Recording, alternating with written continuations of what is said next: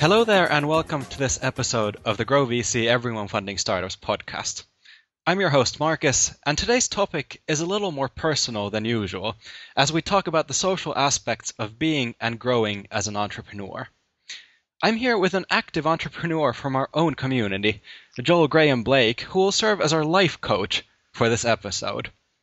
And Joel, why don't you introduce yourself to our audience and what you've been working on recently?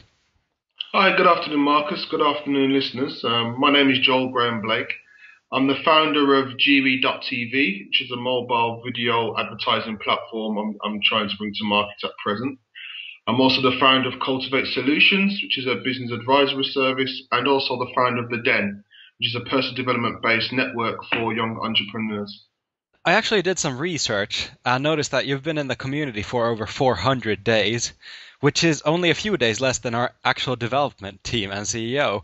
So in that way, I think it was just a matter of time until you ended up on our podcast.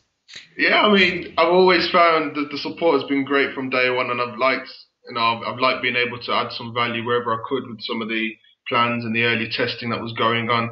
And I've always seen the community as something that could really change businesses and ultimately change lives in the way that you're doing and the approach. So yeah, definitely got my support. So thank you for joining us with this interesting but very challenging topic today. Well, thank you for inviting me. During this episode, we will work our way through 5 different aspects related to the personal growth of entrepreneurs, the challenges they face, and what could be done about these challenges. And we'll structure it as follows. I'll shortly introduce each topic, and Joel will then elaborate. So starting off with our first point. Many entrepreneurs are very driven individuals, focused on realizing their next big dreams. And this passion can cloud the way one sees the world. Sometimes it's easy to get absorbed in building your brilliant solution. So how does this fit into your personal life, having a passion for business, or does it fit? I think it's important to identify that for any entrepreneur, there is real life versus real life, in the sense that we have a vision and an idea of what we want to achieve, and that is our business life. But then we also have our real life, which is our family life, our social life, outside of the business. And I think when we have this vision and idea of what business is going to be for us and what we want to achieve and what things are going to look like when we get there, we actually forget that that vision is intertwined with our real life outside of that business. So the effects are tremendous in terms of making sure you have a good family structure and network who understand your vision and who are part of your vision. I know in my early days, what I tended to do was just really, because I was so driven, I would really push so far to get my goals, but forget that I've got to make sure that my family is happy, my wife is happy, I'm spending time with the kids, I'm still taking my wife out to cinema or for something and giving her and me some of our time, giving the kids their time.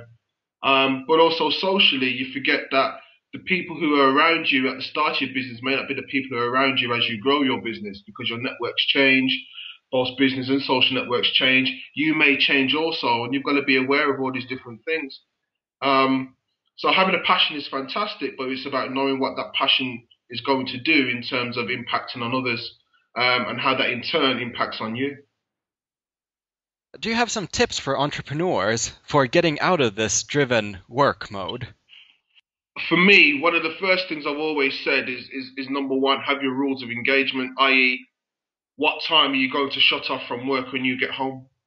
I have a rule where between 5 and half 7, that's my family time. And then I may work until well into 10, 11 o'clock in the evening. But in that family time, phones are off, computers are off. I don't do nothing regarding business. Sit down, have a meal with the family, talk about their day rather than mine. I really just keep cementing that family time. So set rules of engagement, I would say, is number one. Number 2, it's share your vision. We're so used in business to sharing our visions with suppliers and customers and investors, but we forget to share our vision with our families and our people and our friends who are around us. And sometimes they may say things that are biased because they love us and they know what, and they probably say things that they want us to hear. But by sharing our vision with them and helping them to be honest with us, then you have more support, and that will push you in those darker days where things may not be going right in your business, because they know where you're coming from, they know what you're wanting to achieve, and they may have extra links or contacts to help you. So share your vision is my second. And I say my third is to don't stop. Don't stop sharing that vision. Don't stop having those conversations at home. Don't stop believing that you achieve your business goals, but understand the impact and understand that there are consequences into every action that you take, and you've got to be prepared to manage all of that. So don't stop. I think those would be my top three, I'd say.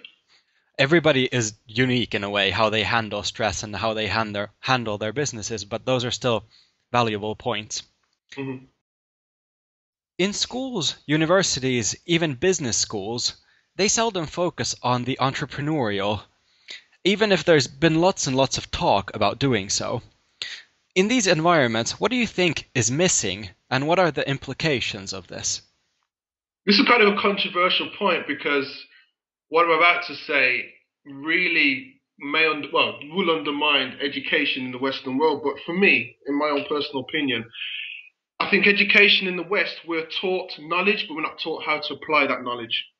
So we go to schools, we're taught subjects, we go to university, we're taught subjects, but then when we actually go into real life, we're not taught how to practically implement those things, and we're not taught how to manage the impact of that application and that implementation. So when it comes to schools not being entrepreneurial, we're always focused on trying to get the best qualifications to get a job. But as you know, we're not in a society where we can have a job for life anymore. So the aspect of thinking and being imaginative is somewhat suppressed in schools. And therefore, once you come out of school, you're almost having to start again if you want to be entrepreneurial.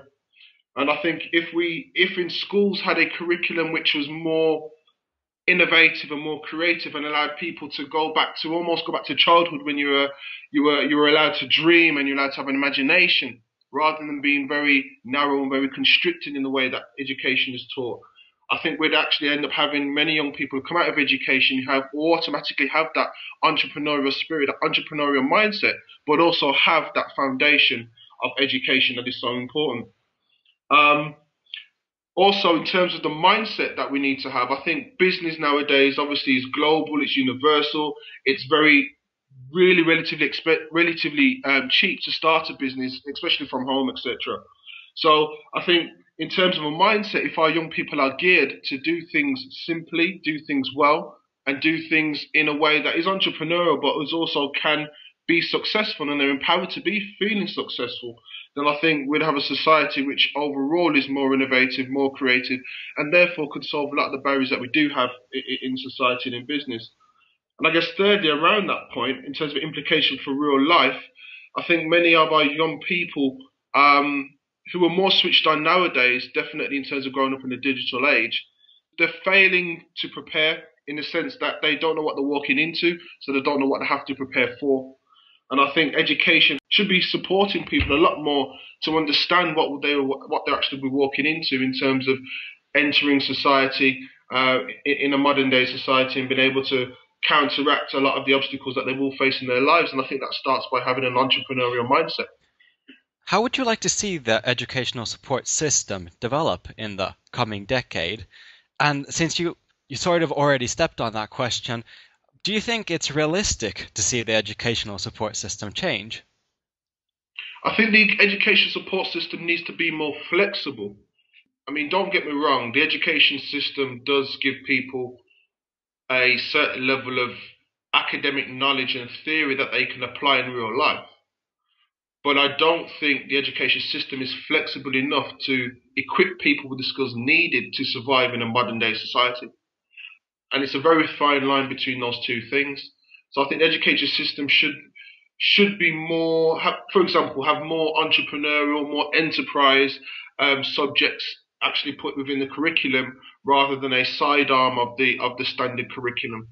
Maybe have maybe more mentors, more entrepreneurial role models coming into school and talking about business to young people at particular stages, i.e. when kids are choosing their options in year 9, or that's the third year of secondary school over here, or as they're thinking about subjects to study in college. It's having those people to come in at those points and add that extra little bit of value